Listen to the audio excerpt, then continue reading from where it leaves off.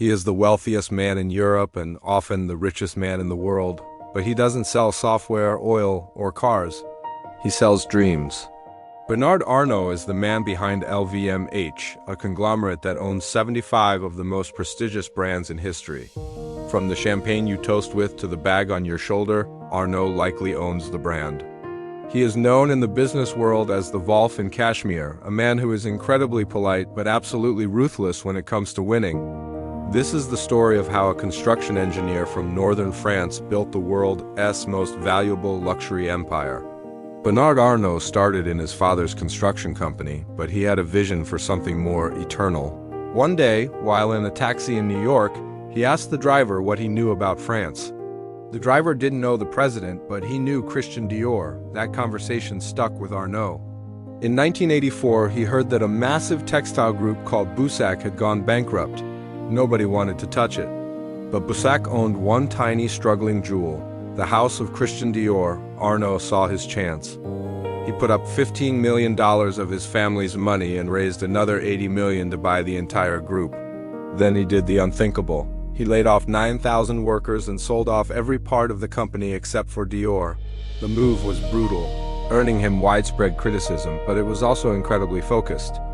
He realized that a brand like Dior wasn't just a clothing line, it was a piece of French history, a symbol of elegance recognized worldwide.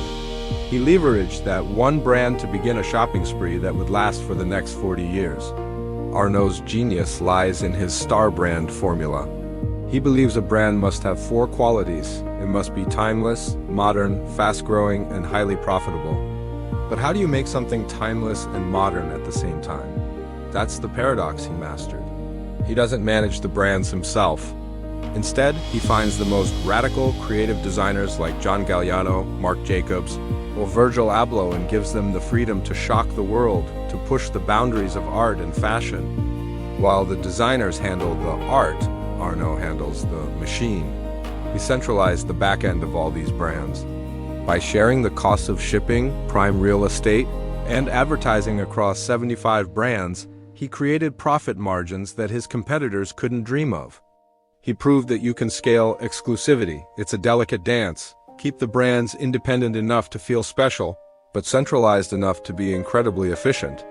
Arnault is famous for his patience. He's a chess player, not a gambler. He watched Tiffany Co, the iconic American jeweler, for decades. He saw its potential, but also its stagnation.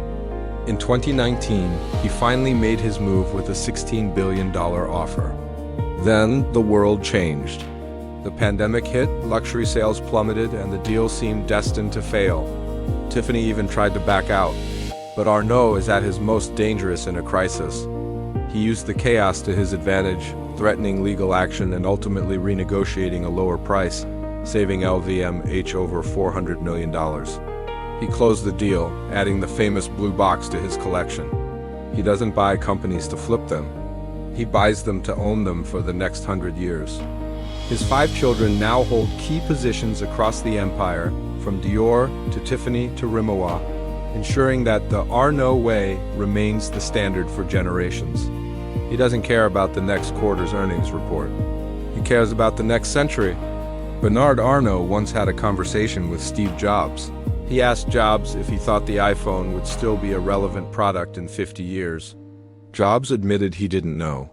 Arnault replied, "Well, I can tell you that in 50 years, people will still be drinking Dom Perignon." That single statement captures his entire philosophy.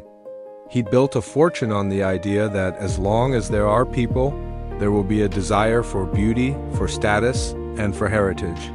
He sells things that people don't need but desperately want. He's not just selling a product. He's selling a story, a piece of history, an emotion. Is luxury a waste of money or an investment in art? Let us know what you think in the comments. This concludes our Billionaire series. Subscribe to revisit any of these stories and stay tuned for our next deep dive.